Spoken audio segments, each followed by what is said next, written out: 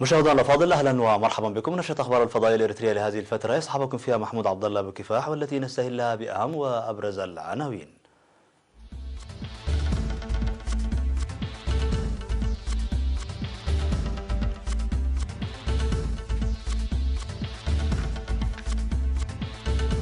وفد اريتري عالي المستوى يقوم بزياره عمل الى كينيا. إدارة الإقليم الأوسط تغير أنشطتها لعام 2018 وتضع برامج عمل 2019. أصحاب البساتين في مديرية تسني يعملون على تعزيز الإنتاجية. أمريكا تنشر قوة عسكرية صغيرة في الغابون. عاصفة مدارية تضرب تايلاند. بيع سمكة تونة ضخمة مقابل 3 مليون دولار في اليابان.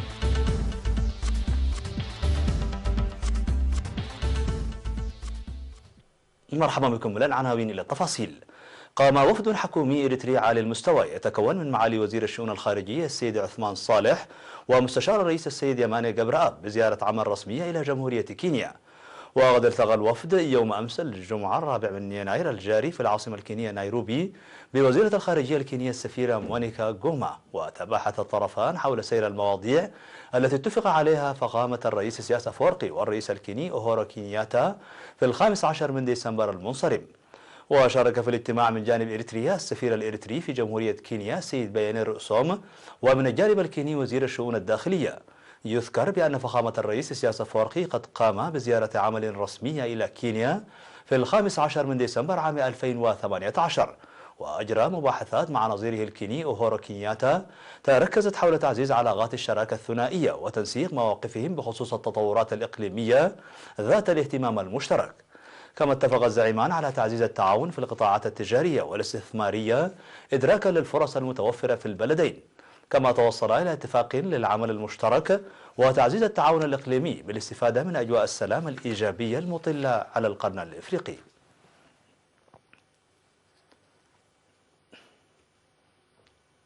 عقدت إدارة الإقليم الأوسط في 3 و4 من يناير الجاري اجتماعا لتقييم أنشطتها خلال العام 2018، كما بحثت بإسهاب برامج العام 2019.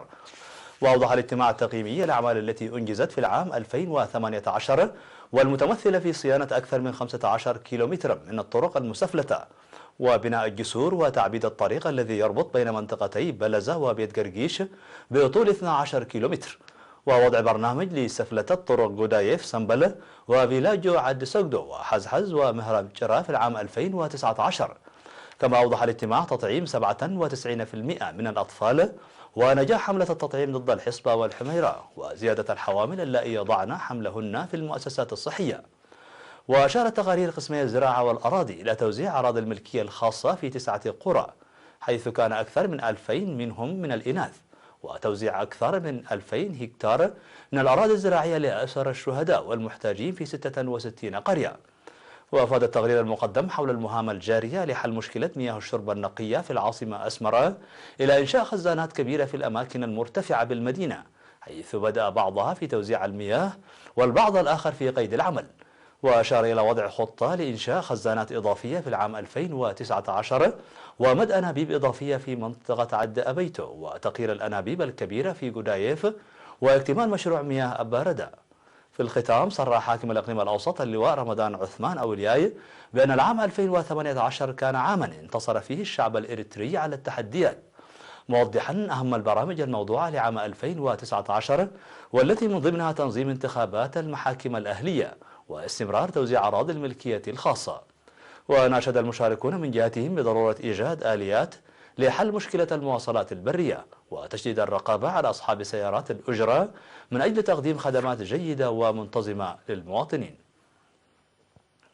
صرح أصحاب البساتين الناشطين في تنمية الخضر والفاكهة في منطقة الاستات بوادي القاش في مديرية تسني بأن الجهود الحثيثة التي يقومون بها تحقق نتائج جيدة. وأوضح رئيس الجمعية السيد عثمان شنقب بأن الانضواء تحت الجمعية خلق لهم قوة وفاعلية، مشيرين إلى تمكنهم من تلبية طلبات مناطقهم ونقل الفائض إلى أسواق المناطق الأخرى. كما أشار أعضاء الجمعية إلى أن معظم المزارعين يدركون الأضرار التي يسببها السماد الكيميائي، لذا يستخدمون السماد الطبيعي، مما أدى ذلك إلى زيادة الطلب على منتجاتهم.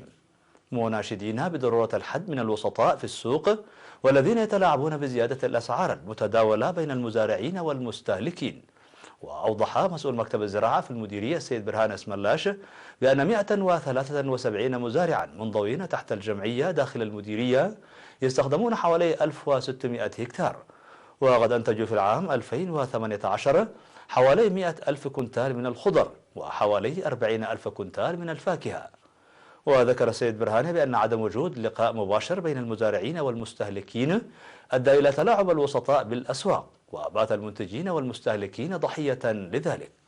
ولحل هذه المشكلة قام مكتب الزراعة في تسني بتخصيص مخازن للمزارعين من أجل تقديم منتجاتهم مباشرة إلى المستهلكين، وسوف تبدأ تلك المخازن عملها في القريب العاجل.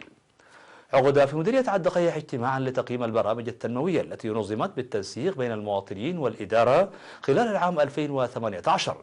وأوضح السيد كيروس جبر مريم المدير التنفيذي للمديرية في الاجتماع الذي شارك فيه ممثلي 21 ضاحية وفروع الوزارات صيانة 51 كيلومترا من الطرق في 8 ضواحي عبر النفير الشعبي، وقرص 315 ألف من الأشجار، وتقديم الدعم لأسر الشهداء، وكذا تقديم الدعم المالي للأسر المحتاجة لشراء البذور. كما أشار إلى تنظيم انتخابات مدراء الضواحي في أوانها وفعالية حملات التوعية المنتظمة في مختلف المواضيع، موضحا عن وضع برنامج لتوزيع أراضي الملكية الخاصة في مناطق حارة ودرعا وعدلاجين. من جهتها قالت مسؤولة مركز الشرطة في المديرية المقدم حرق منقست أب أن الحملات القانونية المنتظمة للشعب كانت مثمرة. في الختام أوضح مدير المديرية السيد هابتاي تسفازجي أن ضمان الإصحاح البيئي وبناء المنازل السكنية القانونية من أهم البرامج الموضوعة للتنفيذ خلال العام 2019. وناشد المشاركون بضرورة مراقبة المخالفات في بناء المنازل بطريقة غير قانونية وصيانة المدارس التي أصبحت خارج إطار العمل. هذا وتوجد في مديرية الدقيق 21 ضاحية تضم 100 قرية.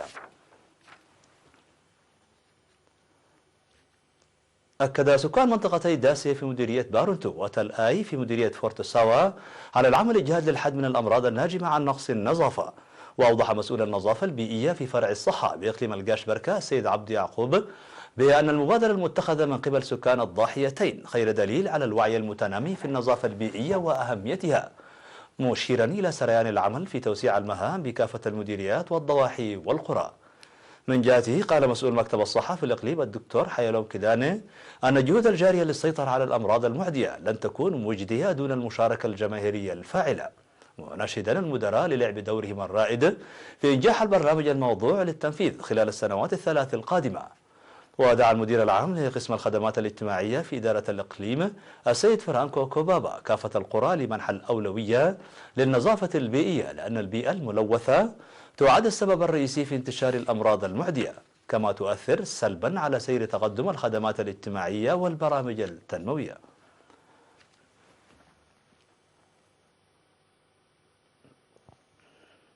مشاهدينا الأفاضل، كانت هذه الأخبار الداخلية. فاصل قصير ونوافيكم بالأخبار العالمية. خذوا معنا.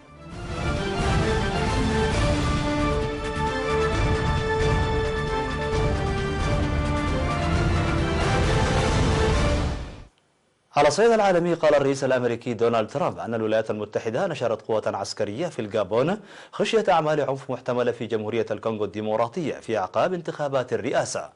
وقال ترامب في رسالة لقادة الكونغرس أن أول مجموعة من نحو 80 جنديا وصلت إلى الغابون، وأضاف أن القوات ستبقى في المنطقة حتى يصبح الوضع الأمني في جمهورية الكونغو الديمقراطية لا يحتاج إلى وجودها.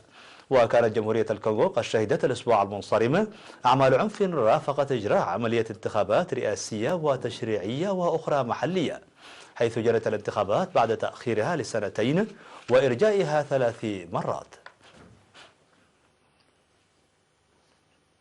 بيعت سمك التونة بمبلغ قياسي بلغ 3.1 مليون دولار أمريكي في أول مزاد يجري هذا العام في سوق السمك الجديد في طوكيو. وتم صيد السمك البالغ وزنها 278 كيلوغراما في أوما على الطرف الشمالي من جزيرة هونشو أكبر جزر اليابان، وهي واحدة من أفضل مناطق صيد أسماك التونة في اليابان. واشترى السمكة وهي من نوع التونة ذات الزعانف الزرقاء كيوشي كيمورا رئيس شركة كيمورا التي تدير سلسلة مطاعم سوشي زان ماي. وأقيم المزاد في سوق تويوسو الذي افتتح في منطقة الواجهة البحرية في طوكيو في أكتوبر الماضي بعد إغلاق سوق توسوكيجي للأسماك البالغ من العمر 83 عاما على الرغم من المعارضة الشديدة من قبل العاملين واستمرار المخاوف بشأن التلوث في الموقع الجديد. مشاهدينا الأفاضل، بهذا نكون قد وصلنا بكم إلى نهاية النشرة. شكرا على حسن المتابعة، دمتم بألف خير.